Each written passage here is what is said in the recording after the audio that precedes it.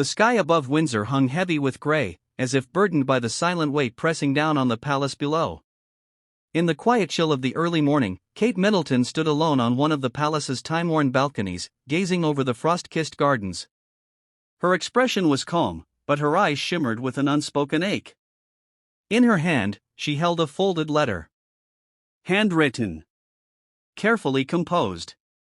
Each word chosen with purpose. It was not meant for the public. It was not for the press. This letter was for two people who once felt like home, Harry and Meghan. Kate breathed in deeply, her mind drifting to moments long past. Laughter echoing through the halls of Kensington Palace. Shared glances during royal events. The quiet companionship of family dinners. It all felt like a dream slowly slipping away with time. But the world had shifted. When Harry and Meghan chose to walk a different path, far from the traditions and expectations of royal life, Kate remained.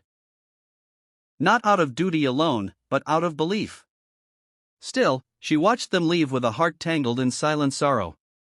There was no blame. Only stillness.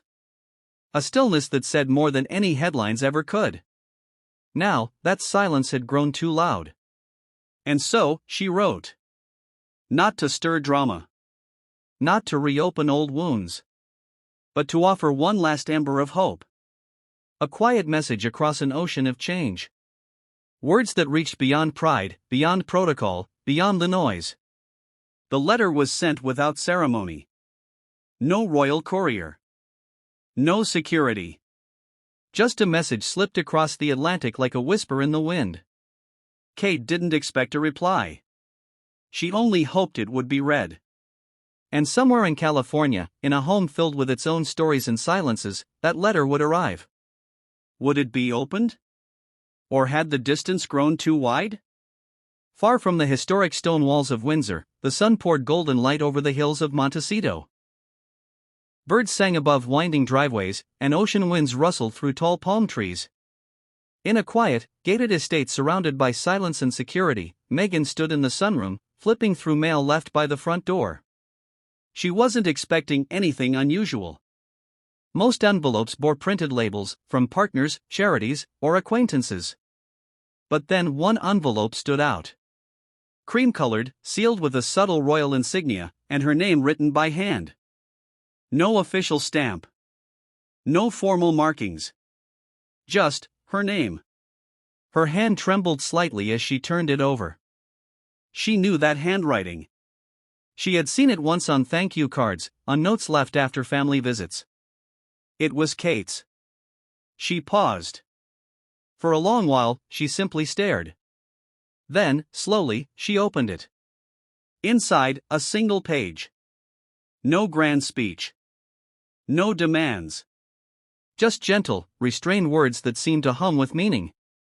Love is the light that shines even in our darkest moments. And though silence has settled between us, I still believe in the warmth that once lived in the space we shared. No accusation. No bitterness. Only warm. That evening, as the orange hue of the California sunset slipped behind the hills, Meghan stood on the balcony, holding the letter once more.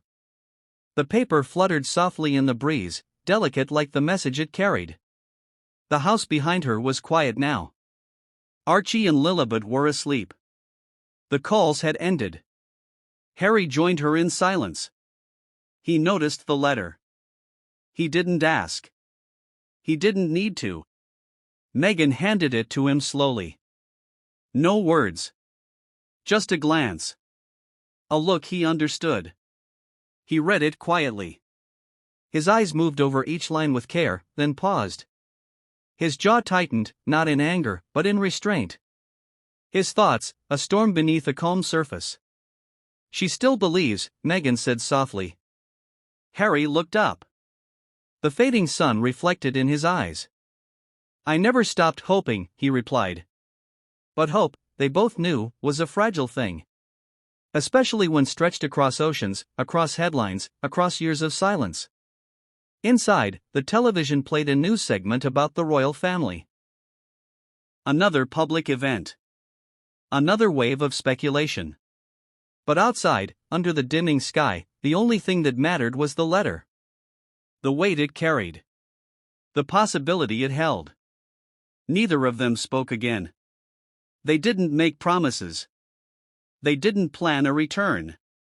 But they stayed there, together, letting the letter rest between them like a bridge, fragile, trembling, but standing.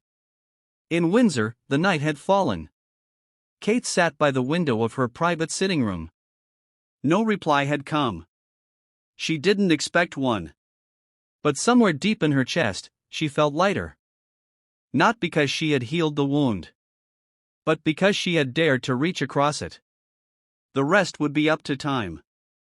And time, in the end, keeps its own counsel.